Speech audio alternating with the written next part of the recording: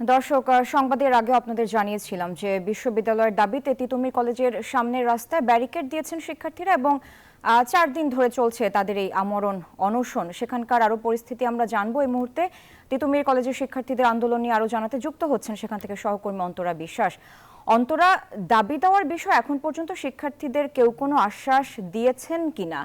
এবং যেমনটি আমরা জানি যে তারা আবারও ঢাকা উত্তর সিটি কর্পোরেশন এলাকা অবরোধের হুঁশিয়ারিও কিন্তু দিয়েছেন।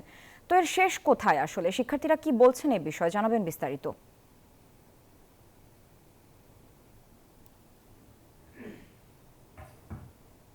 আসলে যেটি বলছেন যে তাদের কাছে এখনো পর্যন্ত সুনির্দিষ্ট কোনো আশ্বাস আসেনি, যদিও শিক্ষা মন্ত্রণালয়ের পক্ষ থেকে বলা হচ্ছে যে তারা আসলে যেটি যৌক্তিক দাবি সেটি আসলে বিবেচনা করবে এবং বিশ্ববিদ্যালয় মঞ্জুরি কমিশনের পক্ষ থেকেও বলা হচ্ছে যে তিতুমীর বিশ্ববিদ্যালয়ের বিষয়টিকে সবচাইতে গুরুত্ব দিয়ে দেখা হবে। তবে এই ধরনের মৌখিক আশ্বাসে তারা আশ্বস্ত হচ্ছেন না। শিক্ষা মন্ত্রণালয়ের একটি বিবৃতিও আছে, সেই বিবৃতিতেও তারা আশ্বস্ত হচ্ছেন না।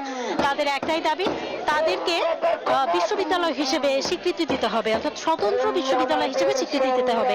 তো যতক্ষণ না পর্যন্ত তাদেরকে স্বতন্ত্র বিশ্ববিদ্যালয় হিসেবে স্বীকৃতি না দেওয়া হবে, তাদের এই অনশন এবং এই অবরোধ কর্মসূচি সেটি আসলে চলতে থাকবে। আপনি জানেন যে 29 তারিখ বিকেল থেকেই আসলে তারা অনশন কর্মসূচি শুরু করেছেন এবং এরই মধ্যে কয়েকজন অসুস্থ হয়ে পড়েছেন এবং তাদেরকে হাসপাতালে ভর্তি করা হয়েছে।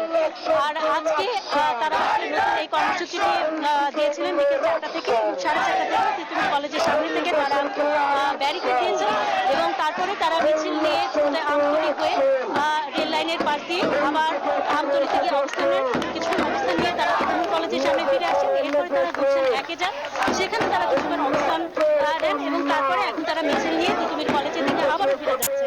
তাদের একটাই কথা, দাবি না মানা পর্যন্ত তারা এই যে তাদের বিভিন্ন ধরনের কর্মসূচি সেটি আসলে চালিয়ে যাবেন। এছাড়াও আমার কাছে এখান থেকে সর্বশেষ খবর। অন্তরা, আপনাকে ধন্যবাদ।